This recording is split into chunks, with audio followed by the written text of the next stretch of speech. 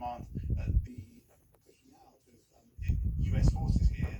So I think the focus will likely be on Syria. I suspect we'll see more on Yemen. But Yemen is a good example of where the challenges are too, because of course we saw those strikes from the Houthis. That wasn't a one-off. And now we've seen, I think, 8, maybe more now, since that started. And still, the Houthis still keep firing on those ships in the Red Sea.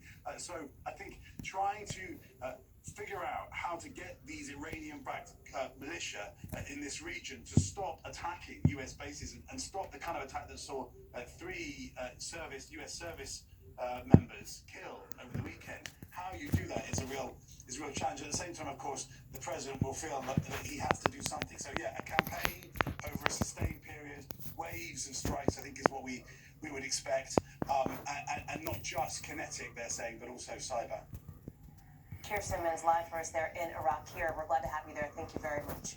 Right now, more than 20 on the West Coast are under flood watches, bracing for 2 huge storms and the potential to bring total chaos, ton of rain, ton of snow. A lot of potential for flooding here, with some spots set to get as much as 5 inches of rain. This storm's coming in, another one right on its heels. Kathy Park is in Half Moon Bay up in Northern California. A gorgeous spot, Kathy, but the rain is coming down already. This is only going to intensify over the course of the next few days, right? Allie, that's absolutely right. What you're seeing right now is just a sampling of what's to come, because conditions are expected to worsen in the next couple of hours, specifically right around the evening commute. We're anticipating heavier bands of rain. Right behind me is the bay right now. You can probably see the waves. Pretty ferocious, just crashing over the rocks. This is something that we've been seeing throughout the day today. But believe it or not, Hallie, some extreme athletes, kiteboarders to be exact, they said that these conditions were just optimal for getting that extra lift in the sky. But of course, California officials are urging residents, telling them to be on alert, because this weather can be extremely dangerous. And over the next couple of hours into tomorrow morning, we're anticipating several inches of rain that could lead to flash flooding. And of course, the other big headline that we've been tracking are these wind gusts, extreme wind gusts, anywhere between 40 to 70 mile per hour wind gusts have been clocked all over Northern California today. And that's expected to progress over the next few hours into the overnight hours. So officials have been prepping, just getting ahead of the storm, putting sandbags on levees. They're cleaning up drains as well, just to make sure that all that is cleared up, to make sure that flooding isn't an issue. But they're also telling residents to use this time now, while there is a little bit of a pause before things really start to pick up, to charge your phones and download those emergency alert apps so that you are ready if things do get bad. Hallie? Kathy Park live for us there in Half Moon Bay. I'm sure we'll be checking back in with you in the days to come, Kathy. Thank you. House Republicans are promising to hold what they're calling a long overdue vote to try to impeach the Homeland Security Secretary, with the House Speaker devoting his very first speech on the House floor to criticizing how both Alejandro Mayorkas and President Joe Biden are approaching immigration. Watch. But it's crystal clear his policy choices and Secretary Mayorkas' refusal to comply with the law are driving this border catastrophe. The party line vote late into the night overnight advances the first impeachment charges against a cabinet secretary since Alexander Graham Bell's first telephone call nearly 150 years ago. We haven't seen this in more than a century and a half. David Noriega is joining us now live from Eagle Pass, Texas, which, David, has really become the nexus, the flashpoint for this fight happening currently over the border, with this so-called Take Back Our Border convoy apparently headed your way. What's going on? Yeah, Hallie, Eagle Pass is not only a flashpoint, it's also become, the border has always been a stage for political theater on both sides of the spectrum, and especially right now. And right now, Eagle Pass is the main stage. That's a part of why this convoy is ostensibly headed this way. Here's what we know. This is a group of self-described patriots, Trump supporters, right-wing activist types. A lot of them are religious.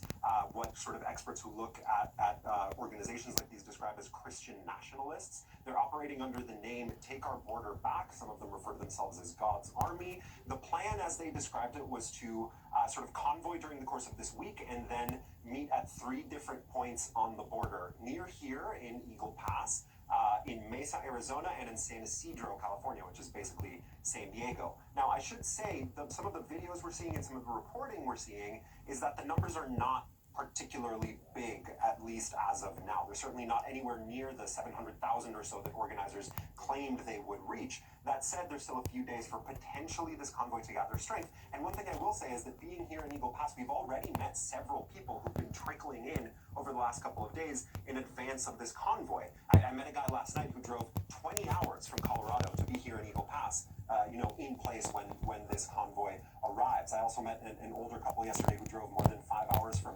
Houston. They were actually here they thought the convoy was already happening, and they were a little bit surprised to find that they were some of the first people here. So that, I think, tells you a little bit about how sort of organized this is. All that said, Hallie, even if this specific convoy, the specific sort of political action turns out to be, a bit of a dud, the conditions are very much present. The tension is very much present for one of these things to be sort of a tinderbox, and all you need is a match to light it. Hallie?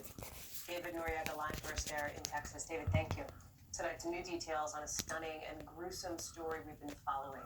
The Pennsylvania man arrested after allegedly decapitating his father and displaying his head on YouTube while putting out there some right-wing conspiracy theories. We are obviously not going to show you all the disturbing moments from the video, just a bit you can see here. Later on, this man is seen wearing gloves and holding his dad's head in a plastic bag. The head is then seen in a cooking pot. In the video, the son says his father, Michael Moen, was a federal worker for 20 years and calls him a traitor, even as he called for the death of all federal officials. Tom Winter has been all over the story. He's joining us now. Very upsetting details, obviously. Incredibly troubling to no one more so than this family now dealing with the aftermath of this. What else do we know? Well, it's absolutely right, Hallie. I mean, this is a tragedy because, in fact, it was Justin Moen's mother, according to court documents, who was the person who came home to find him and the family vehicle missing, and her husband dead in obviously this incredibly gruesome way. We know that police found a machete and a large knife next to the torso of the body of his father, Michael Moen. We know the three charges. You're looking at them there on the screen: first-degree murder, abuse of a corpse, and possessing an instrument of crime with intent, referring to the weapons that were used in this.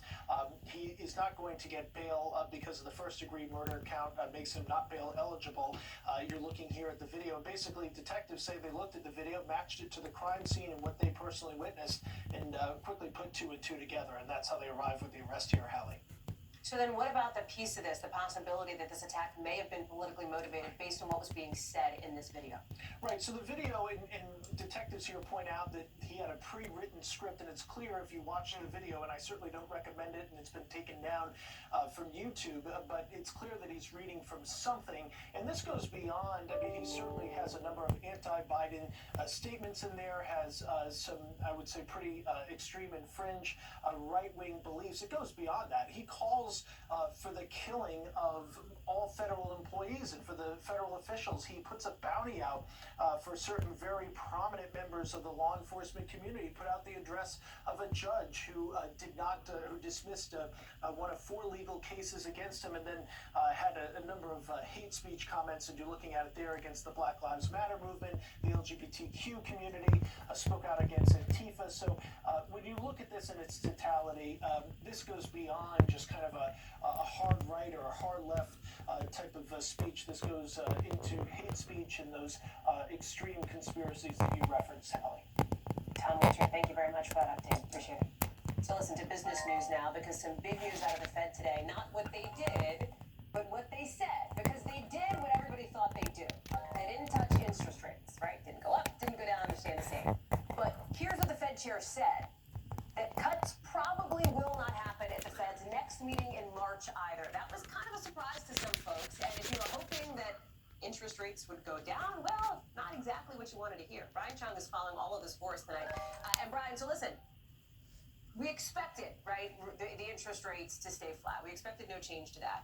Interesting to hear Jay Powell, the Fed chair, one of the most obviously powerful and influential people in the economy here in this country, talk about the outlook as it relates to inflation. The concern, right, is if they start to bring those interest rates back down, inflation might start to creep back up. On the other hand, if they don't start to cut interest rates, you could see issues with the broader economic picture, including unemployment, right? This is the fine line they're trying to walk.